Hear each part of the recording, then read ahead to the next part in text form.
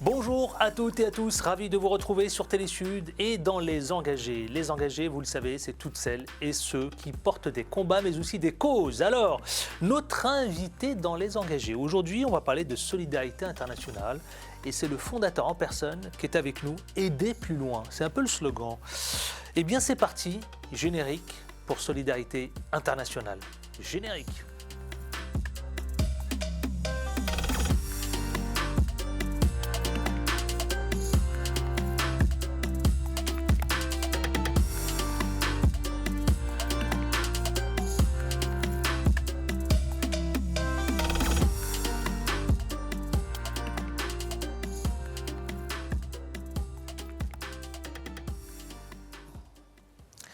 Et c'est le fondateur, ici, dans Les Engagés, le fondateur de Solidarité Internationale, Monsieur Alain Boinet. Bonjour. Bonjour. Quel plaisir de vous accueillir ici dans Les Engagés.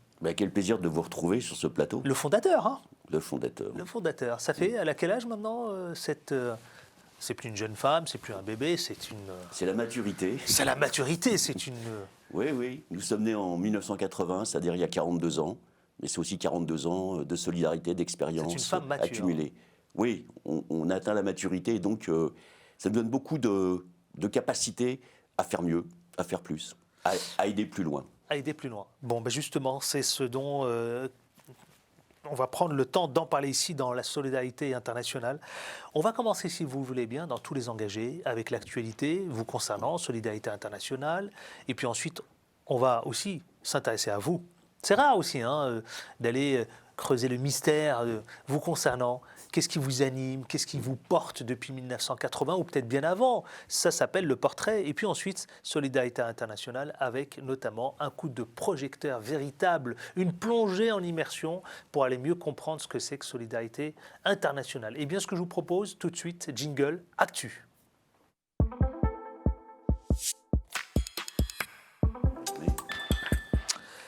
Alors, il y a une actualité. Monsieur le fondateur, monsieur Alain Boinet, justement, je crois qu'il me semble que dans quelques jours, il y a un convoi exceptionnel humanitaire.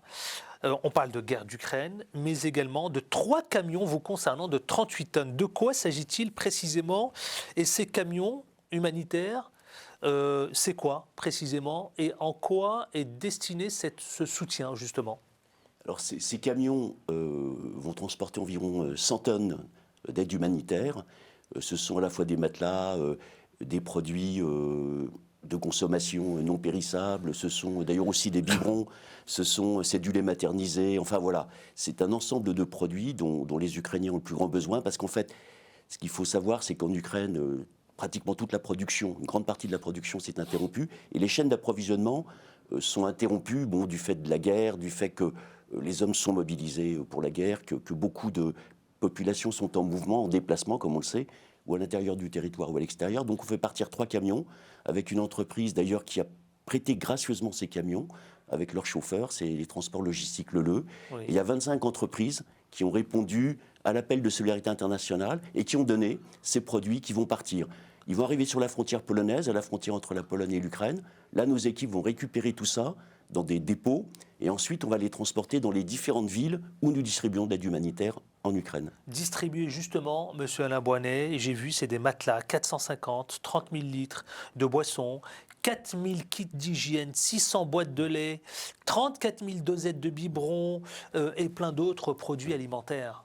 Oui, alors ce qui est important quand on sous cette forme d'aide, c'est d'avoir des produits en quantité sur des palettes facilement distribuables, entreposables et distribuables. Et donc, encore une fois, l'Ukraine est en guerre maintenant depuis pratiquement plus de 6 semaines. Donc il y a un appauvrissement rapide de ce pays, des populations, une désorganisation générale, sauf peut-être pour la guerre évidemment. Et en fait, on va transporter ces produits, que ce soit dans la ville de Lviv, de Douman, d'Odessa, de Mykolaiv, de Dnipro, où nous avons des bases avec des équipes qui elles-mêmes vont les distribuer jusqu'à Mykolaiv, qui est cette ville du sud encerclée par les Russes, mais que l'on arrive à joindre avec des associations locales. On travaille beaucoup avec les Ukrainiens, que ce soit les autorités, bien sûr, et les Alain associations. Boinet, vous l'avez dit, c'est plus de 6 semaines de guerre en Ukraine. Aujourd'hui, on parle de 4,2 millions de personnes qui auraient quitté l'Ukraine et c'est 6,5 millions de personnes déplacées à l'intérieur du pays. Bon, vous êtes inquiet pour la suite ? Alors c'est 25% de la population qui a fui le pays. Ça se ralentit actuellement. On voit même des mouvements de retour un peu. Tout va dépendre de la suite de la guerre. On sait qu'aujourd'hui, elle ne sera plus que sur Kiev. Elle sera essentiellement dans le Donbass, c'est-à-dire à l'est, puisque manifestement les Russes veulent prendre tous ces territoires de Donetsk et de Louhansk. Et là, la guerre va se concentrer ici. Donc au fond, les autorités ukrainiennes qui s'attendent à une offensive russe dans les jours à venir ont demandé aux populations qui vivent dans ces régions de partir pour ne pas avoir à subir les effets de la guerre, c'est-à-dire les bombardements.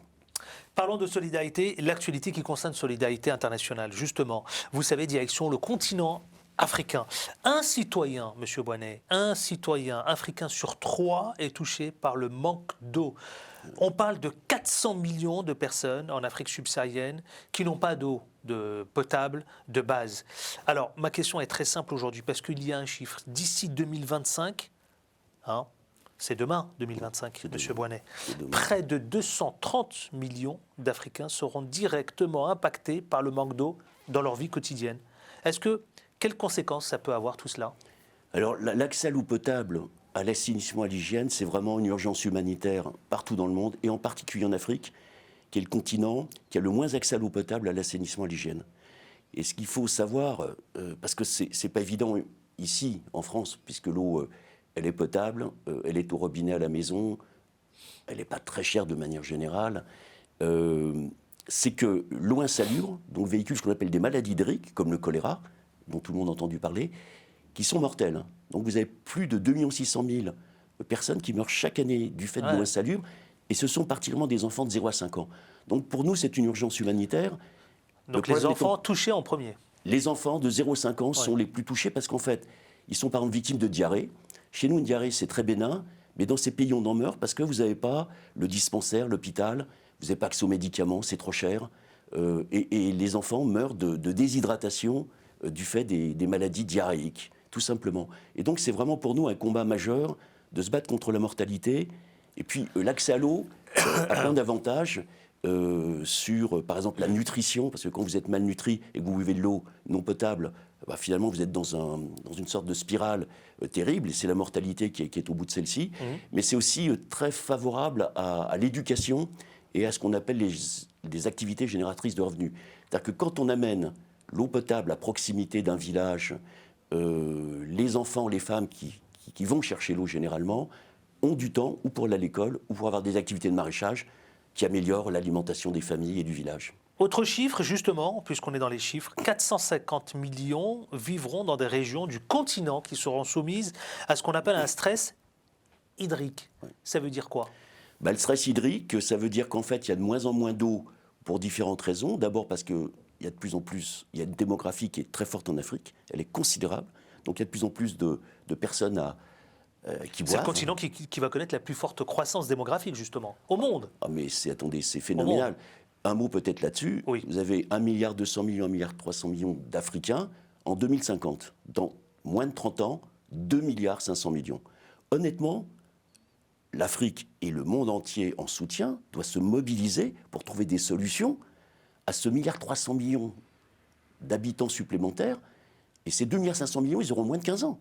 Donc, c'est quoi leur avenir ? C'est quoi leur vie ? Effectivement. C'est tout juste phénoménal, quoi. C'est un changement d'échelle. Et donc, l'aide internationale, elle doit changer. Et d'ici 2050 ? 2050, on est en 2022, si vous voulez, c'est dans 28 ans. C'est demain, à l'échelle de la planète. Et donc, il doit y avoir une mobilisation, mais vraiment internationale, intelligente, pertinente, efficace, pour préparer ce choc. Parce que tous les ans, c'est de toute façon des populations plus nombreuses qui arrivent, qui sont jeunes et auxquelles il faut penser. Dites-moi, avec le réchauffement climatique, avec évidemment la croissance démographique, est-ce que finalement ces villes africaines, elles vont être confrontées à de très graves pénuries d'eau ? De manière générale, si vous voulez, c'est vrai qu'il y a quand même une amélioration de l'accès à l'eau potable, l'hygiène, l'assainissement dans le monde. sauf dans les grandes villes, en particulier en Afrique, parce qu'il y a tous ces quartiers informels qui ne sont pas reliés à des réseaux. Et il est parfois plus difficile de trouver de l'eau quand on est dans une ville, si on n'a pas un accès par un réseau, qu'à la campagne, parce que les villages se sont organisés de manière ancestrale pour avoir accès à l'eau, même si elle n'est pas potable. Et donc, il y a un recul de l'accès à l'eau potable en pourcentage des populations dans les zones urbaines, et c'est une des grandes questions qui va se poser, puisque les grandes villes africaines vont aussi exploser en nombre d'habitants. On va passer à vous maintenant. Ça vous convient? Oui. Parlez de vous aussi. Oui, alors c'est pas mon habitude. C'est ce que j'ai cru comprendre, c'est pas dans vos habitudes de parler de vous. Non, je préfère parler de la cause pour laquelle je suis engagé. Mais indirectement, c'est aussi la cause. Alors c'est ce que vous incarnez. Oui, c'est lié. Eh bien, c'est parti. Jingle, c'est le moment, ce qu'on appelle chez nous ici dans Les Engagés, le portrait. C'est parti.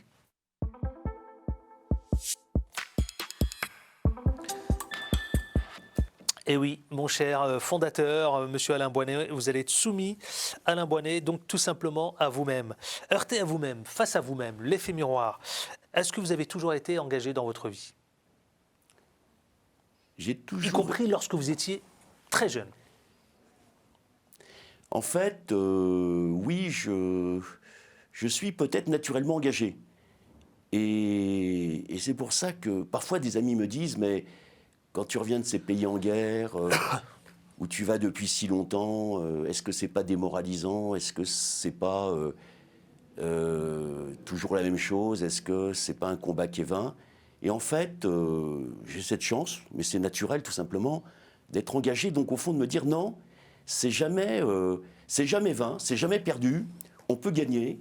Et dans l'aide humanitaire, on gagne souvent. C'est-à-dire que oui, une guerre succède à une guerre, mais le pays que vous venez de quitter, qui est passé de la guerre à la paix, les populations, les personnes auprès desquelles vous avez pu intervenir, que vous avez pu accompagner dans leur malheur, pour améliorer leur vie, pour leur tendre la main et leur permettre de faire cette transition entre la guerre et la paix, eh ben ce sont à chaque fois des victoires, des petites victoires, mais c'est des victoires importantes. Et aujourd'hui, l'aide humanitaire, elle a pris une dimension internationale très très forte. Vous savez, aujourd'hui, il y a 550 000 personnes dans le monde qui sont engagées dans l'action humanitaire, 500 000 nationaux, 50 000 expatriés, et ça représente une capacité de secours absolument phénoménale. Nous, on est une association, Solidarité Internationale, dans un ensemble. On travaille de manière coordonnée pour être efficace. Et donc, moi, je suis engagé parce que je trouve que le malheur des autres, c'est quelque chose que vous, moi, nous... Vous aviez quel âge lorsque vous avez connu cet engagement? Moi, je me suis engagé dans l'aide humanitaire à 30 ans, en 1980, pour aller en Afghanistan, qui avait été envahi et qui était occupé par les soviétiques à l'époque, par l'URSS. Et ça me semblait une injustice phénoménale. Et on disait aux Afghans, vous avez raison, parce que vous avez été envahis, vous avez le droit international pour vous, mais vous êtes perdus, puis on ne va pas se battre pour vous face aux soviétiques, quoi.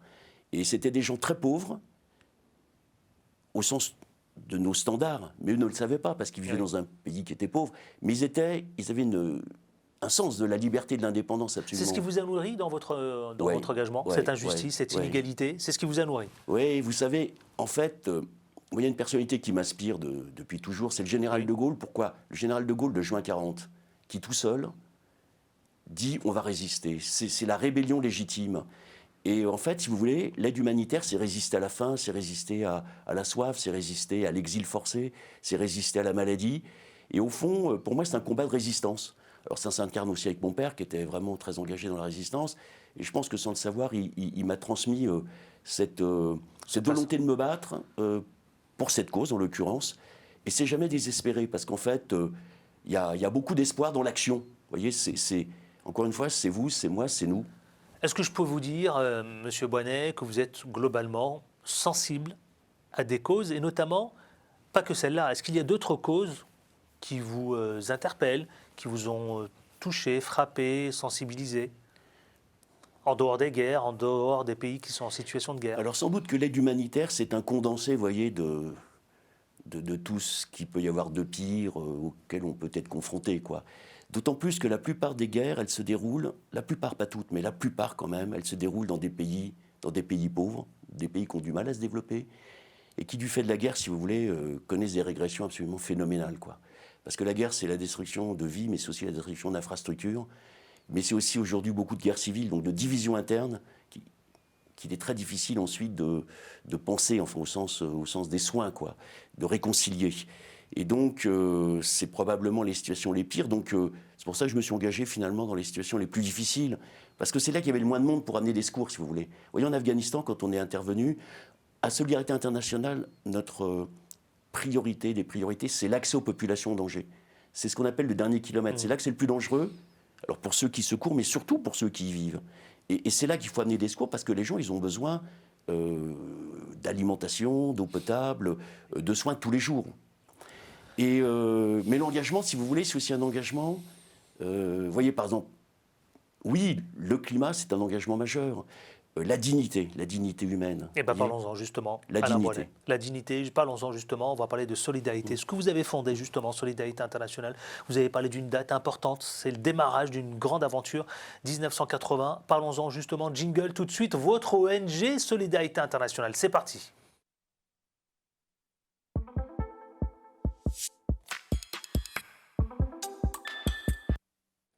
Rappelons, monsieur le fondateur, cette date historique, Alain Boinet. Justement, 1980, qu'est-ce qui se passe à ce moment-là ? Il se passe que moi j'ai pris une année sabbatique en me disant, je venais de la grande distribution, et je me dis, bon, peut-être que je pourrais faire autre chose dans l'existence. Et donc j'ai voyagé au Moyen-Orient, en Amérique du Nord, et puis au retour du voyage, je rencontre un journaliste qui est rentré d'Afghanistan, qui me dit, voilà ce qui se passe là-bas. Et je me dis, mais il faut leur amener de l'aide, ce qu'on peut, quoi. Et ça a commencé comme ça, tout simplement. Donc on part en décembre 80 en Afghanistan, Oui. on mobilise quelques soutiens. Et puis qu'est-ce que je découvre là-bas ? Une population pauvre du point de vue de nos standards. Vous lancez, pardonnez-moi de vous interrompre, vous Oui. lancez ce qu'on appelle les caravanes de l'espoir pour ça. apporter une aide d'urgence. C'est ça. C'est ça, hein ? En fait, on se disait que l'espoir ici, en France, puisque on partait de Paris, ça pouvait mobiliser des soutiens. Et puis que là-bas, vous savez, je me souviens d'un Afghan un jour qui nous a dit « Revenez, même les mains vides, mais revenez ». C'est-à-dire qu'en fait, ils avaient le sentiment d'être tout seuls, enfermés dans leur pays. C'est terrible, hein ? Confrontés à une armée très puissante qui a provoqué énormément de morts et de blessés. Et ils se sentaient seuls. Parce qu'on disait « Vous avez raison, mais on ne va pas se faire la guerre pour vous. Quoi. Voilà, c'est perdu. » Et eux, moi j'ai vu des gens qui ne savaient pas lire, qui ne savaient pas écrire, mais qui avaient une culture orale exceptionnelle et qui disaient, je me souviens d'un paysan dans la montagne un soir qui m'a dit « On a reçu la terre libre de nos parents, on va la donner libre à nos enfants. » Et je me disais « Mais ça va leur coûter très très cher. » Et d'ailleurs, ils ont réussi à l'époque. Malheureusement, ils ne sont pas sortis de la guerre qui a commencé en 1980, même Exact. en 1978. Et c'est très difficile de sortir d'une guerre. C'est pour ça qu'il faut toujours éviter d'y rentrer autant que possible. Autant que possible. On va découvrir justement un petit spot qui présente assez bien Solidarité Internationale. Vous avez beaucoup parlé, M. Alain Boinet, d'eau, de pénurie d'eau. On en a beaucoup parlé. Mais justement, découvrons cette vidéo qui parle assez bien de cette pénurie d'eau et de manque d'eau. Regardons et on continue de parler de Solidarité Internationale juste tout de suite après. À tout de suite. Près d'un tiers du monde n'a pas un accès sûr à l'eau potable. Un tiers du monde, ça fait plus de 2 milliards de personnes. Ça fait 35 fois la population française, ou 310 fois les habitants de New York. Ça fait trop. Trop de femmes, trop d'hommes et trop d'enfants qui souffrent. Parce qu'une eau rare et insalubre, c'est le risque de voir les maladies, les épidémies, la faim et les conflits s'étendre. Parce qu'avoir accès à l'eau, c'est vivre et non plus survivre. En agissant à nos côtés, vous nous permettez de faire jaillir de l'eau partout où elle manque, dans l'urgence comme sur le long terme. L'ONG Solidarité Internationale intervient dans une vingtaine de pays, et partout où il le faudra. Parce que l'eau est vitale, parce que chaque être humain compte. Ensemble, exigeons un accès à l'eau potable pour tous. L'eau ne se mérite pas. C'est un droit.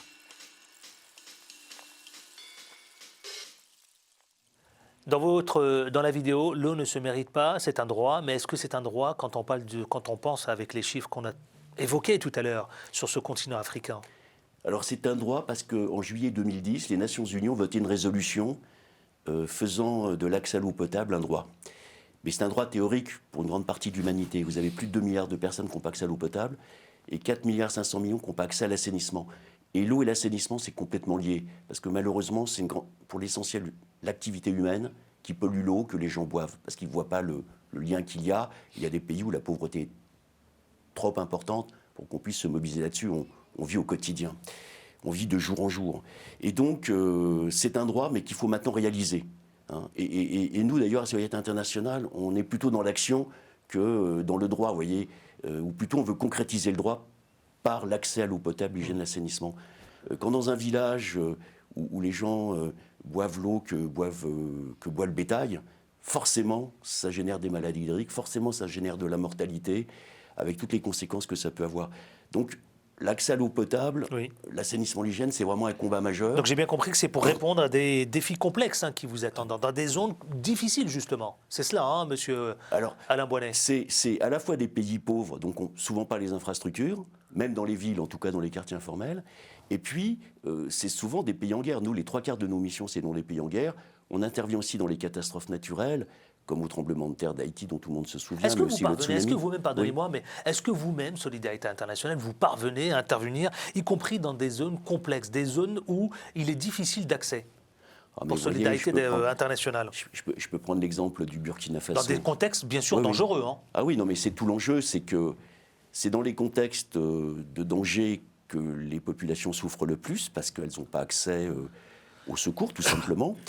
Et qu'elles sont confrontées à la guerre, ou à une catastrophe, ou à une épidémie. On se souvient, il y a le choléra, mais il y a aussi Ebola, on s'en souvient. Il y en aura d'autres, comme le coronavirus, qui a tué quand même énormément de monde et qui continue.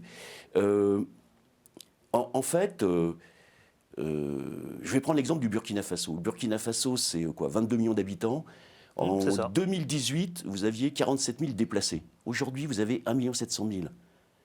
Personnes dans ce pays qui se sont déplacées du fait du conflit, essentiellement au nord, pour simplifier. Et nous, on travaille justement dans des villes qui sont dans ces zones d'insécurité et qui accueillent beaucoup de déplacés venus de zones encore plus insécures. Par exemple, à Djibo, c'est une ville qui a été encerclée récemment par des groupes djihadistes, et ils ont détruit une grande partie des moyens d'accès à l'eau potable de la population pour prendre le contrôle de ce territoire et s'instituer comme une sorte de contre-pouvoir. C'est un jeu politique, mais qui se fait souvent sur le dos des populations, et beaucoup d'acteurs y concourent, pas seulement ceux que je cite, mais d'autres aussi, parce que la guerre, c'est une dynamique de violence, et les populations civiles en sont les premières et les principales victimes. Mais dans ces zones, avec des acteurs locaux, avec des ONG, avec ce qui reste avec les maires, vous voyez, les municipalités, on va réhabiliter, on va restaurer, on va reconstruire ces moyens d'accès à l'eau potable, parce que c'est tout juste essentiel. Vous savez, on peut ne pas manger pendant une semaine ou deux, c'est pas simple, mais on peut pas ne pas boire pendant une semaine ou deux. L'eau, c'est vraiment, humainement, enfin, physiologiquement, le produit en quelque sorte le plus urgent dont on a besoin chaque jour. Est-ce qu'il y a des périodes qui vous ont évidemment, quand on regarde, on a parlé de 1980, création, vous en êtes le fondateur, création de Solidarité Internationale, 42 ans après, il me semble, 42 ans après, quels sont les moments vraiment les plus importants durant cette période? Alors il y a eu le début parce que c'est l'Afghanistan, il y a eu bien sûr la révolution roumaine. Il y a eu le Rwanda avec le génocide. Pour nous, le Rwanda, ça a été la première mission en Afrique. Et c'était au plein génocide, donc quelque chose d'absolument inimaginable, qui nous hante encore. Ça a été aussi la République démocratique du Congo, où nous sommes toujours présents depuis maintenant 22 ans, vous voyez. Donc c'est compliqué de sortir des conflits. Mais c'est aussi Ebola. On a été très mobilisés sur lutter contre cette épidémie d'Ebola qui était extrêmement... mais c'est aussi Haïti au moment du tremblement de terre. Mais je pourrais dire aujourd'hui que c'est beaucoup le Sahel, si vous voulez. C'est le Mali, le Burkina Faso, le Niger, le Tchad, donc je noterais quand même que c'est des pays, ce que vous citez, c'est quand même des pays qui sont traversés par des crises les plus sévères. Oui, c'est ça. Absolument. Ben, l'aide humanitaire d'urgence. Nous, à Solidarité Internationale, on commence toujours dans l'urgence. C'est-à-dire ou dans le conflit, ou dans la grande catastrophe, ou dans la grande épidémie. Et après, on accompagne les populations le plus longtemps possible pour qu'elles retrouvent leur autonomie, elles retrouvent leur indépendance, et qu'on passe en fait de l'aide d'urgence, si vous voulez, à une aide plus structurelle qui réponde à des besoins dans la durée. Solidarité Internationale, c'est aussi une coopération locale avec les acteurs locaux? Alors déjà, si vous voulez, quand je disais tout à l'heure que nous avions... En fait, Solidarité Internationale, c'est 2500 personnes chaque jour, environ 130 au siège, 250 expatriés dans 24 missions aujourd'hui, mais donc plus de 2000 nationaux. Donc en fait, si vous voulez, une mission de Solidarité Internationale sur le terrain, c'est pour un expatrié, qui peut être de différentes nationalités, vous avez 10 nationaux qui ont été recrutés sur place. en fonction des compétences nécessaires. Donc c'est des équipes qui allient des compétences complémentaires, les uns la connaissance du terrain, les réseaux, les autres les capacités de gestion, de management, de trouver des fonds auprès des bailleurs, de lever des fonds, c'est pas si facile, des compétences techniques, etc. Donc c'est des équipes qui travaillent ensemble, qui sont complémentaires et qui, à travers ces comment peut-on dire, responsables nationaux, au Tchad on a des Tchadiens, au Mali on a des Maliens, eux ils ont tous les réseaux, avec les populations, avec les municipalités, etc. Pour pouvoir faire ce travail, il faut qu'on soit, comment peut-on dire, indépendant, aucun agenda politique. Il faut qu'on soit neutre au sens où on n'est pas pour les uns ou pour les autres. On est pour les gens qui souffrent et dont la vie est en danger. J'ai vu vous parler d'indépendance, vous parlez d'autonomie aussi notamment. Hein, humanité, indépendance, neutralité. Oui. 3 mots. Oui. Ben oui, parce qu'en fait, quand vous êtes dans un pays affecté par une guerre civile, si vous voulez apporter des secours à toutes les populations victimes, où qu'elles soient, et quel que soit le camp dans lequel elles se trouvent, d'une manière ou d'une autre, quand vous êtes en Syrie, vous allez aider à la fois des populations chiites, sunnites, vous allez aider aussi des Kurdes, des chrétiens. Enfin, vous ne faites pas le distinguo parce qu'il faut aider les gens sur la base de leur vulnérabilité, des dangers auxquels ils sont confrontés. Et donc, il faut que vous soyez neutre politiquement. Ça ne veut pas dire que vous n'avez pas votre petite opinion sur ce qui se passe, mais c'est ce qui permet de passer les checkpoints, c'est ce qui permet d'accéder aux populations, c'est ce qui permet de laisser les combattants vous laisser passer, quoi. Monsieur Alain Boinet, quelques chiffres. 23 pays d'intervention, 118 millions d'euros d'aide humanitaire et 5,1 millions de personnes secourues, évidemment, dans leur respect et la dignité. Ouais.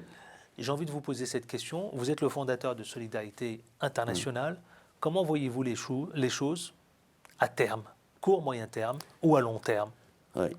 Qu'est-ce que vous avez envie de dire? Comment vous voyez les choses? Vous, le fondateur de Solidarité Internationale, est-ce que quand on voit le monde qui est en train de se dessiner en ce moment, vous inquiète, vous préoccupe, ou tout au contraire, vous êtes en train de vous dire que peut-être Solidarité Internationale va malheureusement continuer à exister dans le monde? Bah écoutez, en tout cas... Parce que ça va être de pire en pire.